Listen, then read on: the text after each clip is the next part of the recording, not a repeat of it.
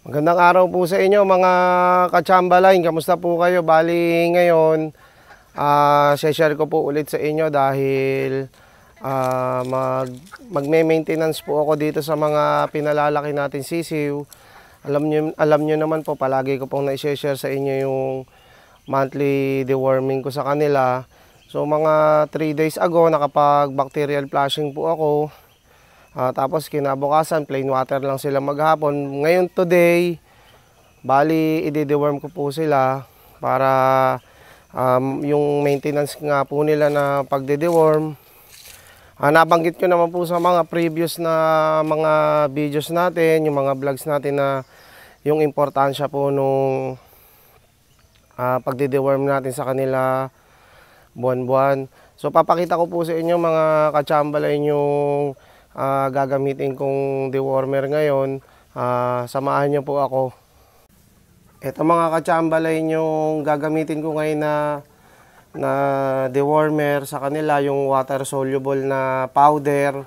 Last month po, ang binigay ko yung liquid form na suspension na hinahalo din po yun sa tubig. Alam niyo naman po, na-share ko din po sa inyo na monthly ipa-iba-iba po yung dewormer na binibigay ko para po hindi po magkaroon ng immunity yung mga bulate kung pare-parehong brand po yung gagamitin natin. Ngayong month po na to, June, ito po yung gagamitin ko, yung powder form na water soluble. Ayan po. Bale yan, nakahalo po yan sa 10 liters na tubig. Nilagyan ko po siya ng 2 sachet. Ayan po, yan yung bibigay natin sa kanila ngayon mga ka-Chamberlain. Ayan mga ka-Chamberlain, nakapaglagay na ako ng dewormer sa waterer nila. Bali ngayon, pinakain ko po muna sila ng konti. Ayan po, kumakain po sila.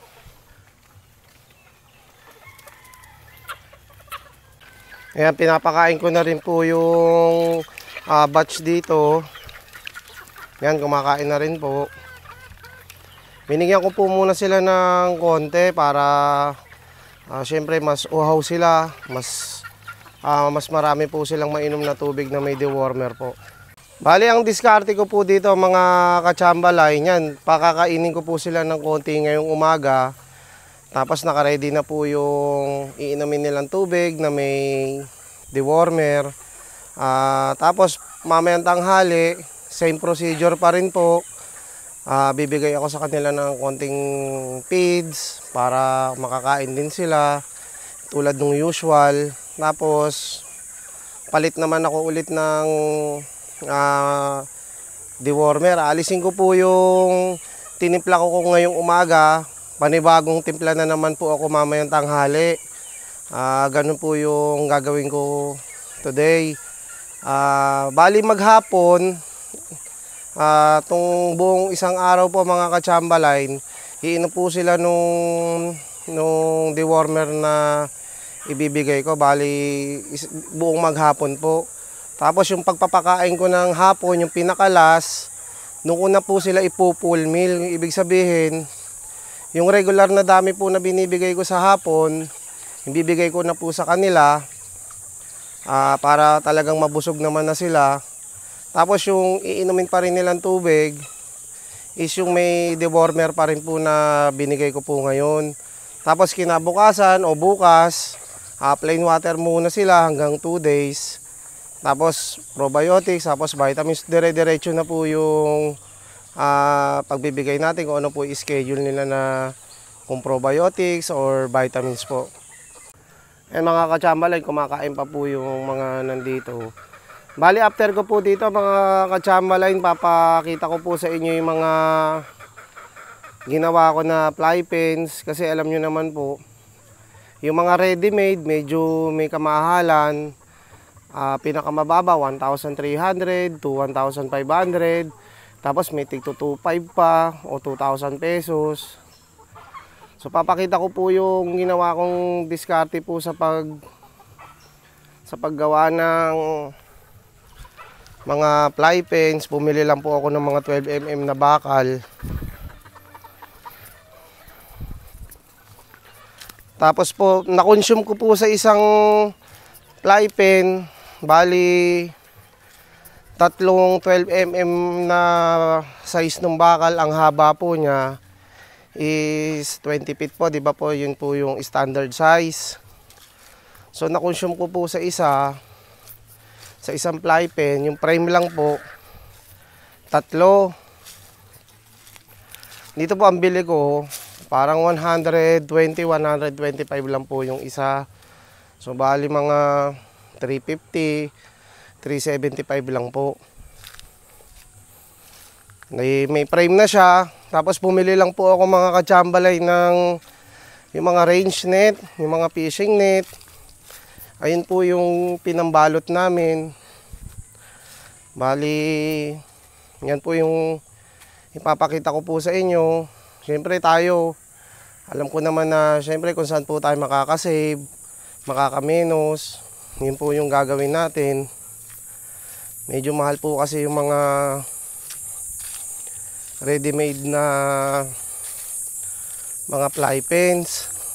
So mamaya after ko po dito, pupunta po ako sa kabilang manukan para po makita nyo po. Ipapakita ko po sa inyo yung mga nagawa ko. Ayan mga katsambalay, nandito na po ako sa kabilang manukan natin. Nakikita nyo po yung background ko. Bali, ayan yung mga pinagawa ko na mga fly pens natin, yung mga galing dun sa kabila sa range area. Pag dinala po sila rito, may tigi-tigisa po silang ganyan. Bali, nabanggit ko nga po na medyo mahal nga po yung mga ready-made na nabibili natin sa mga suki natin, mga poultry supply. Kaya gumawa na lang po ako ng sarili ko, mas na makakamenos po eh.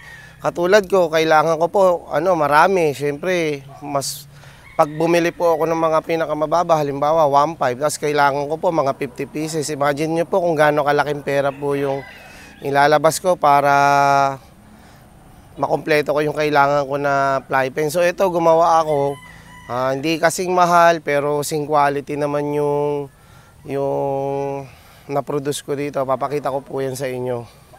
Ganito yan mga katsambalay. Ito lang po yung pinaka-frame ko. Tapos ito na po yung pintuan niya. Bali yung magmula sa taas, pababa, 6 feet po yan. Tapos yung haba po niya is 6 feet din po. Tapos yung pinakalapad po niya is 3 feet. So kumonsumo po ako dito ng tatlong 12mm na 20 meters po yung haba. Kung gusto nyo pa po na mas makatipid, pwede naman po na mas maliit at saka kahit 5 feet lang po yung buuin ninyo. Depende po sa space na paglalagyan po ninyo.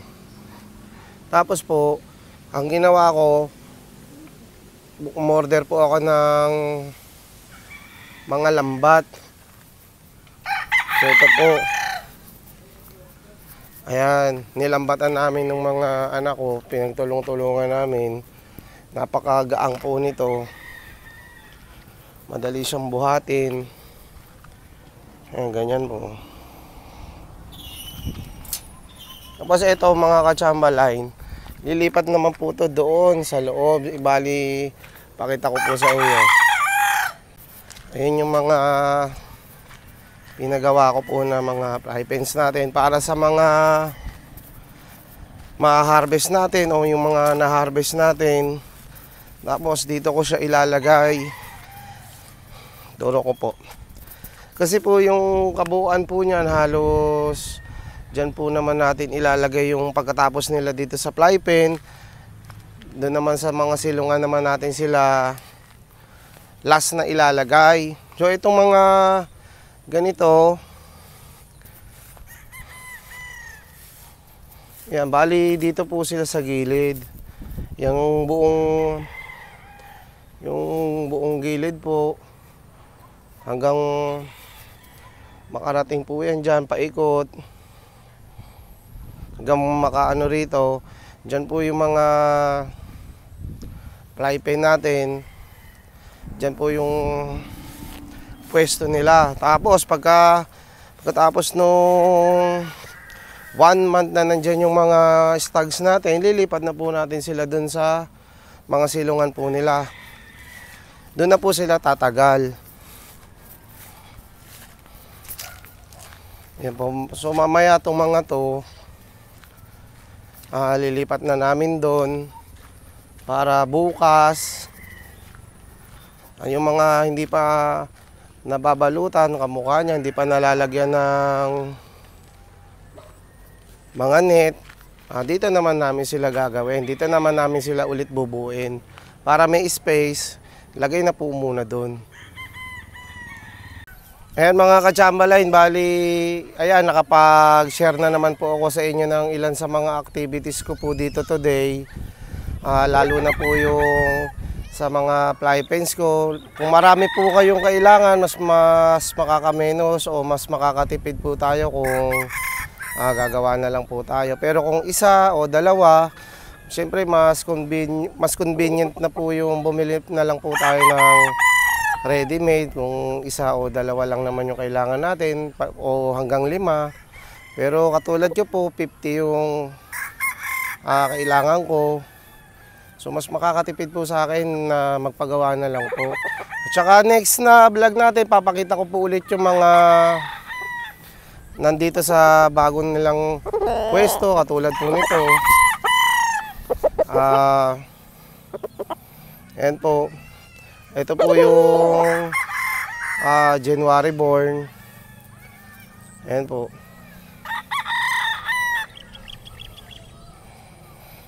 Ayan po siya. Susunod po na vlog, papakita ko po sa inyo yung mga kasama po niya. Ayan po. So, bali mga ka-Chamberlain, hanggang dito na lang po muna. Gusto ko pong magpasalamat sa lahat po ng nakapanood po nito. Maraming salamat po sa inyo. Sa mga subscriber ko po, maraming salamat po sa inyo mga ka-Chamberlain. Hanggang dito na lang po muna. Ingat po tayo palagi. God bless po.